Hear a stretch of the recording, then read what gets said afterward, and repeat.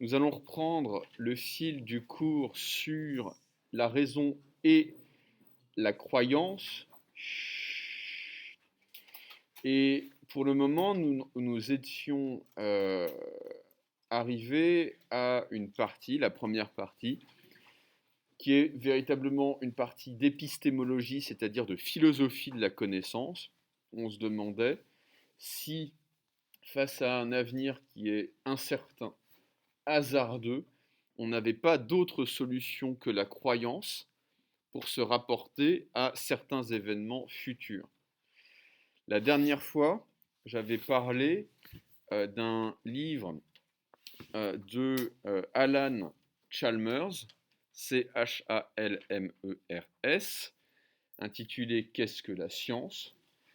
Un extrait extrêmement célèbre de ce texte qui est l'extrait de le passage sur la dinde inductiviste. C'est l'histoire d'une dinde qui arrive dans une ferme et que l'on nourrit à 9h du matin. Le lendemain, on la nourrit à 9h du matin. Le surlendemain, on la nourrit à 9h du matin, etc., etc., pendant un certain nombre de jours. Mais la dinde est très prudente et elle dit, mais si ça se trouve, ça va changer. Mais au bout d'un moment, puisqu'elle est toujours nourrie à 9h du matin, plutôt puisqu'elle est nourrie chaque jour qui passe à 9h du matin, elle va dire, mais je serai nourrie chaque jour, tous les jours, à 9h du matin. Sauf qu'un matin, on la décapite pour servir de dinde de Noël, le matin du 24. Okay. Qu'est-ce que Alan Chalmers en déduit? Il en déduit que ce type de raisonnement qui consiste à partir de la répétition de cas particuliers semblables pour en déduire une règle générale n'est pas un raisonnement scientifique. C'est un raisonnement qui peut être systématiquement contredit par l'expérience. L'un des exemples les plus célèbres dans la philosophie, c'est un exemple que prend, je crois, Aristote, qui va être repris par Hobbes de manière célèbre. Je vois un corbeau noir, deux corbeaux noirs, trois corbeaux noirs, je vais en induire, et je vais vous expliquer ce que c'est que l'induction, je vais en induire que tous les corbeaux sont noirs. Or, comme dans toutes les espèces mélaniques, on va dire, il y a des exceptions qu'on appelle des albinos. Il existe des corbeaux blancs. Donc je ne peux pas induire. Je ne peux pas induire du grand nombre de cas de corbeaux noirs que tous les corbeaux sont noirs. Alors, qu'est-ce que c'est qu'une induction? Vous l'avez compris, une induction, c'est le fait de formuler une règle générale à partir de cas particuliers, à partir d'un grand nombre de cas particuliers semblables. Okay. L'induction, à votre avis, va s'opposer à quel type de raisonnement? La déduction. Qu'est-ce que c'est qu'une déduction? Une déduction, ça consiste à faire l'inverse, c'est-à-dire à partir d'une règle générale, à voir un cas particulier et en déduire une propriété. Exemple célébrissime de déduction, tous les hommes sont mortels, or Socrate est un homme, donc... Oui, donc Socrate est mortel. Okay. Donc ça c'est une déduction, c'est-à-dire qu'on part d'une règle générale, tous les hommes sont mortels, tous les êtres humains sont mortels. On observe un cas particulier, or Socrate est un être humain. Donc on en déduit une propriété, et cette propriété est déduite d'un énoncé particulier, enfin d'une règle générale, mais porte sur un énoncé particulier. Donc, je le répète, l'induction va des particuliers à la loi générale, la déduction va de la loi générale au cas particulier. C'est ce qu'on avait vu avec vos camarades la dernière fois. Et ce qu'on avait surtout vu avec vos camarades la dernière fois, c'est qu'on s'était demandé si Chalmers avait entièrement raison de dédaigner, et peut-être même par cet exemple de dinde inductiviste qui est un petit peu péjoratif, de balayer d'un revers de la main d'une manière méprisante l'induction dans le domaine de la pratique. Certes, l'induction n'est pas un raisonnement scientifique. raisonnement scientifique est hypothético-déductif. Il part d'hypothèses et il les teste par l'expérimentation et par la déduction. Mais dans la vie de tous les jours, est-ce qu'on peut se passer de l'induction? Est-ce qu'on peut se passer d'établir des énoncés généraux à partir de la répétition de faits particuliers? Est-ce que si je pars en Angleterre au mois d'octobre-novembre, je vais partir avec un short, un t-shirt, mes maillots de bain, de la crème solaire, ou est-ce que je vais partir avec mon trench, mon col roulé, des chaussures solides et un parapluie? Qu'est-ce qui serait prudent de faire? Partir comme si je partais à... Enfin, m'équiper comme si je partais à Honolulu au mois de juillet, ou comme si je partais pour Londres au mois de novembre. Qu'est-ce qu'il est prudent de faire et pourquoi est-ce que c'est prudent de le faire? On vous dit, vous partez à Londres en novembre, vous vous habillez comment? Ah non, alors c'est parce que vous connaissez pas Londres. Avec le parapluie et tout, bah oui, bien sûr, évidemment. Pourquoi? Parce que ça fait à peu près 45 000 ans qu'il fait un temps pourri en Angleterre. Depuis, de mémoire d'homme, si vous voulez, il n'a jamais fait 30 degrés à Londres au mois de novembre. À vrai dire, il a rarement fait 30 degrés à Londres tout court. Quand on sait qu'il y a de fortes chances qu'un événement se produise parce que il s'est produit de manière quasi systématique par le passé, bah, on va agir comme si il devait se reproduire, comme s'il devait se produire à nouveau. C'est rationnel, si vous voulez. Si vous avez un pote qui vous emprunte de l'argent sans jamais vous le rendre une fois, deux fois, trois fois, si vous lui reprêtez de l'argent déjà une troisième fois, c'est que vous êtes un petit peu débile. Quatrième fois, je ne sais pas ce que c'est, ça doit être du masochisme ou de la générosité ou une forme de sainteté que je n'ai jamais rencontrée chez personne d'ailleurs. Mais il est temps de consulter soit un prêtre, soit un psychiatre à ce moment-là. Okay. Euh, quand vous savez...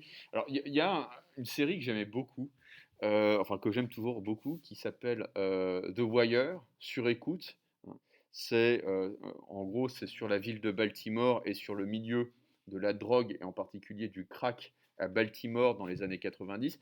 Et on suit, dans la première saison, une équipe de flics qui met sur écoute des dealers. Et la première scène, c'est un type qui s'appelle McNulty et un inspecteur qui va enquêter sur une scène de crime. Un type est mort ce soir-là. C'est un type qui braquait tous les jours la même partie de poker clandestine. Et tous les jours, en fait, le type était un peu débile. Il braquait la même partie de poker. Et comme on savait qu'il allait le faire, on le laissait faire et ensuite on s'arrangeait avec lui pour récupérer l'argent parce qu'il était un petit peu faible d'esprit. Sauf que un jour, le braqueur tombe sur un type qui n'a pas l'habitude de se faire braquer parce que c'est la première fois qu'il participe à cette partie de poker clandestin et le mec le flingue. Il flingue Snot.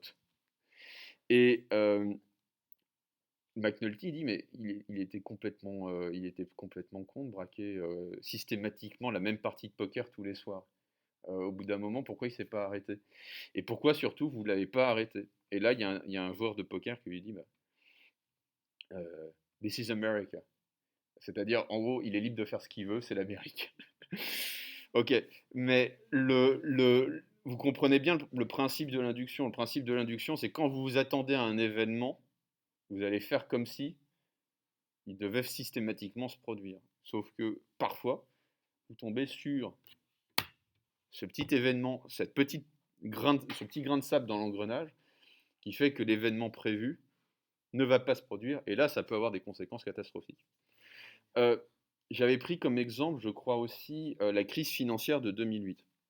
Alors, je ne suis pas économiste, je ne pourrais pas vous faire un cours très précis sur les obligations négatives et les subprimes.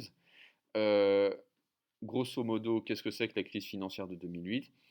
La crise financière de 2008, c'est une crise du système financier bancaire qui repose sur le fait que la dette des Américains, qui sert à financer la hausse du marché immobilier américain, a été rachetée par des courtiers peu scrupuleux qui vont, d'une certaine manière, lier cette dette à des actifs de société totalement pourris, qui n'ont aucune chance, elles, de rembourser la dette. Ce qui fait que quand ces entreprises n'ont aucune chance de rembourser leur dette, la dette des emprunteurs américains, elle est irremboursable aussi.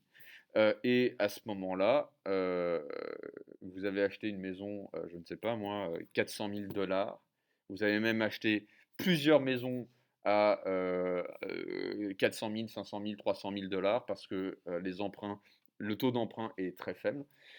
Et ben, quand on va se rendre compte qu'on ne peut pas rembourser, les taux vont grimper. Et là, à ce moment-là, ça va être catastrophique. Et votre maison de 400 000 dollars, elle appartient à la banque qui la rachète pour 30 000 dollars. Qui vous la rachète pour 30 000 dollars parce que vous n'avez pas pu rembourser. Ce qui s'est passé, c'est que depuis la crise de 1929, le marché de l'immobilier américain et même mondial, on va dire, sauf dans des pays en guerre évidemment, et sauf à Châteauroux, le marché de l'immobilier n'a cessé d'augmenter, de prendre de la valeur. Vous achetez un mètre carré à Brooklyn, je sais pas moi, 50 dollars du mètre carré ou 100 dollars du mètre carré en 1950, et ben maintenant ça vaut 10 000, 12 000, 15 000 dollars. Donc en fait, le marché de l'immobilier ne fait qu'augmenter depuis la crise de 29. Il y a un moment où ça a chuté, c'est la crise de 29. Et comme c'était tellement loin, les gens se sont dit, mais non, l'immobilier, c'est la valeur solide par excellence, ça ne pourra jamais s'effondrer, ça restera comme ça continuera à monter, monter, monter, jusqu'à l'infini et au-delà, hein, comme disait Buzz l'éclair. Il y a des types qui se sont dit, mais en fait, là, la situation économique du pays, elle commence à ressembler, il y a des indicateurs qui commencent à ressembler à ce qui s'est passé juste avant la crise de 29, et il y a des types qui se sont dit, ah, mais là, on va au-devant d'une crise et qui ont anticipé. Si vous voulez voir un film qui parle de ce sujet de manière très précise et très drôle et très tragique, hein, parce que la crise de 2008, c'est des dizaines, voire des centaines de milliers d'Américains qui se sont suicidés. Comme souvent dans une crise financière, on voit la chute du cours de la bourse et on ne voit pas le type qui se balance par la fenêtre. C'est des images marquantes du jeudi noir de 1929. Mais il y a eu ça aussi en 2008. Il y a des types qui sont balancés. Il y a des dizaines de milliers d'Américains qui ont littéralement disparu. Disparu. Juste disparu. Ils ont quitté leur maison et on ne sait pas ce qu'ils sont devenus. Ils ne sont plus inscrits à la Sécu. Ils ne sont plus inscrits au chômage. Ils ont disparu. Okay. C'est aussi ça, le rêve américain. Il y a un film qui est très très bien qui s'appelle The Big Short, okay, où des types qui voient ce qui est en train de se passer décident en fait de parier sur cet événement alors que personne ne veut parier sur cet événement qui sera l'effondrement du système économique. Et ils vont faire énormément d'argent grâce à ça, parce qu'ils auront parié au bon moment. C'est un peu cynique, mais en même temps, ils auraient eu tort de s'en priver. Parce que les vrais cyniques, ce sont ceux qui ont tout fait pour que cette crise advienne. Alors, je reviens là-dessus, je reviens sur ce problème. Qu'est-ce que c'est que la prudence ici? Et ça, vous pouvez le noter.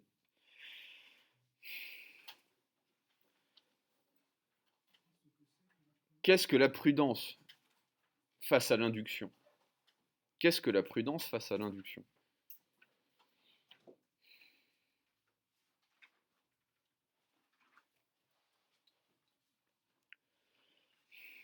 Est-il prudent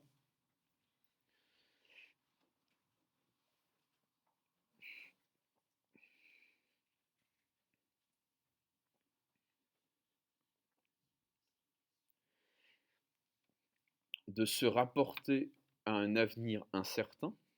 Est-il prudent de se rapporter à un avenir incertain,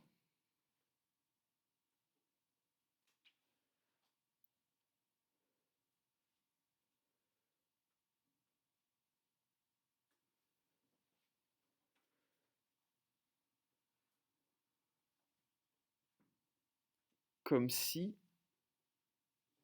est-il prudent de se rapporter à un avenir incertain, comme si le passé devait toujours se reproduire.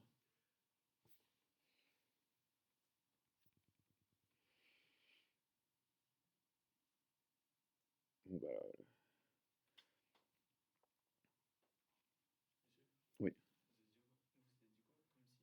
Comme si le passé devait toujours se reproduire. Bah, en gros, ceux qui ont fait ce pari-là euh, sont morts de manière spectaculaire.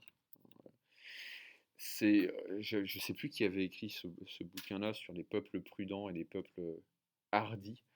C'est toujours les peuples prudents qui meurent. Euh, les Chinois, par exemple, quand ils construisent la muraille de Chine, c'est le début de la fin. C'est-à-dire que c'est le moment, c'est paradoxalement le moment où les Mongols vont entrer en Chine et prendre le pouvoir. C'est quand ils commencent à se dire, tiens, il faut construire une grosse muraille pour plus se faire envahir qu'ils se font envahir, parce qu'il y a toujours un moyen, effectivement, de faire le tour. Hein.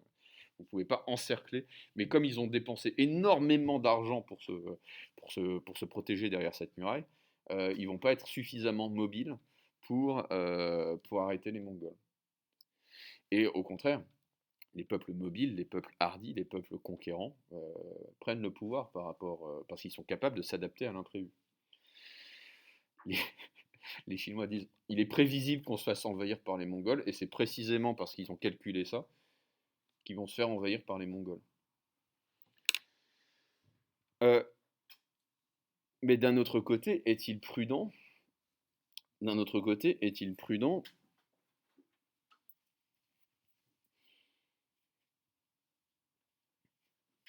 dire que tout est imprévisible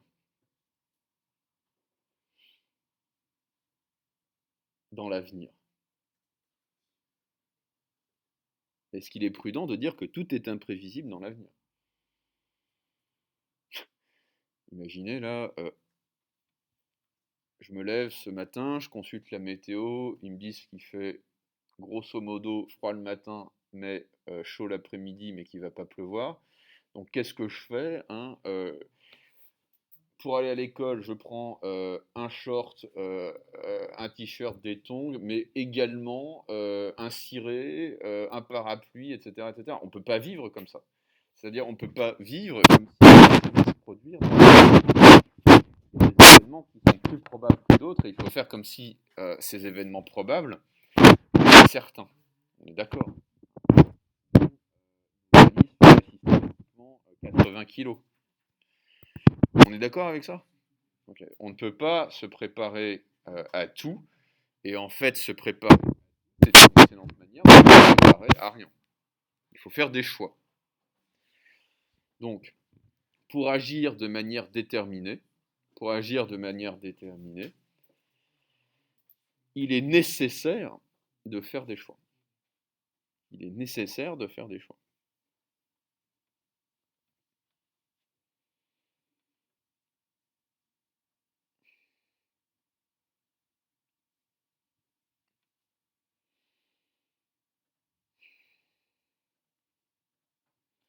Donc, et autrement dit. Ouais. Donc, la prudence consiste,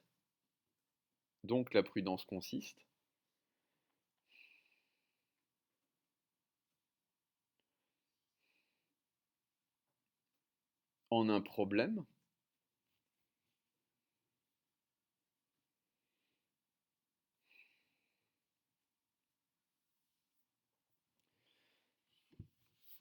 il faut à la fois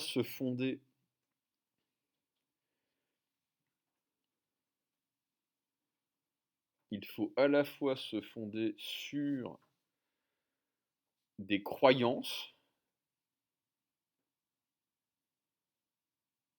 il faut à la fois se fonder sur des croyances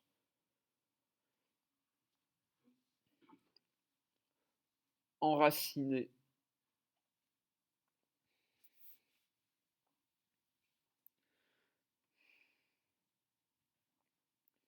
dans des vérités générales, enracinés dans des vérités générales,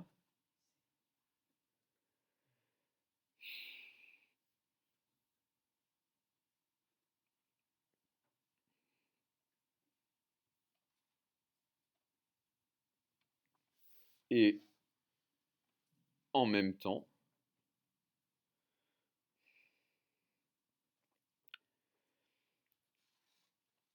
garder à l'esprit qu'un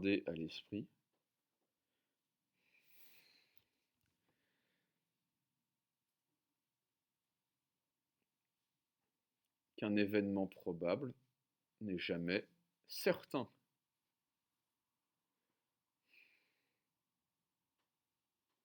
Encore deux exemples, si vous voulez, que vous ne noteriez pas, que vous, que vous pouvez noter, mais à mon avis, c'est pas central.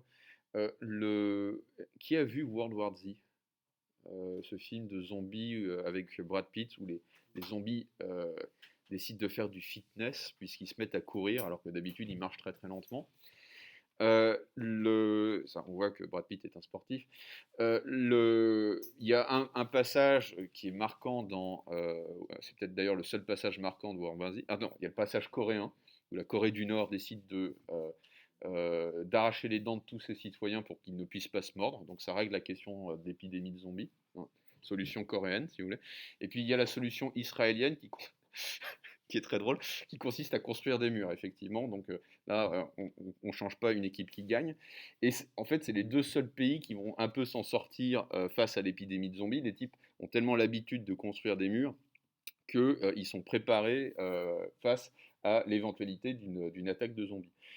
Et à un moment, Brad Pitt discute avec un agent je crois, du Shin Bet ou du Mossad, et le type dit, bah, nous, en Israël, on réfléchit comme ça, et en fait, c'est ça la prudence. Quand il y a une réunion avec 10 gars, parce que bon, le Mossad, c'est quand même plutôt des mecs, quand il y a 9 types qui sont... quand il y a 10 types qui sont d'accord, on désigne un type pour qu'il ne soit pas d'accord avec nous. Okay. Donc en fait, on fait comme si, même quand on est tous d'accord sur la quasi-certitude d'un événement à venir, on va désigner un type pour qu'il travaille contre nous, pour qu'il dise oui, mais si ça ne se passe pas comme ça, qu'est-ce qu'il faudrait faire? Si ça ne se passe pas comme prévu, qu'est-ce qu'il faudrait faire? Autrement dit, c'est ce qu'on appelle un plan B, c'est l'invention d'un plan B. Okay. Et il faut toujours travailler comme ça. C'est comme ça que travaillent les avocats, c'est comme ça que devraient travailler les ingénieurs en sécurité nucléaire. Qu'est-ce qui se passe quand tout foire, si vous voulez? Il faut prévoir l'improbable, et même peut-être essayer de prévoir l'imprévisible. Je ne sais pas si vous avez vu le, apparemment c'est vraiment mystérieux ce qui s'est passé en Italie là, avec le téléphérique qui s'est cassé la figure. Parce que vraiment, quand on regarde les procédures de sécurité qui sont mises en place pour contrôler, je ne sais pas si vous voyez ce que c'est qu'un câble de téléphérique, en fait c'est euh, 40 ou 50 câbles qui sont tressés ensemble, et on vérifie tous les mois, je crois qu'il n'y en ait pas un qui pète sur 50. Pour que le câble pète, faut que les 50 petits câbles pètent en même temps. C'est impossible ou improbable? C'est très improbable, mais la preuve est que ça n'a pas été impossible. La question c'est qu'est-ce qu'on peut faire de plus? Est-ce qu'il est raisonnable de faire quelque chose de plus aussi? Voilà, c'était ces deux exemples que je voulais prendre, mais c'est pour vous dire, bah oui, est-ce qu'il serait prudent, par exemple, de dépenser, je ne sais pas, des milliards d'euros pour vérifier vraiment la sécurité des câbles de téléphérique toutes les 5 minutes au lieu de toutes les semaines ou tous les jours, je crois. Est-ce que ça serait vivable, en fait? Euh, c'est ce qu'on appelle les dérives du principe de précaution. Est-ce qu'au bout d'un moment, le principe de précaution est beaucoup moins précautionneux en fait que le fait d'en prendre un petit peu moins, c'est-à-dire que le principe de précaution peut nous empêcher de vivre, et à partir du moment où il nous empêche de vivre, Est-ce que c'est bien raisonnable tout ça?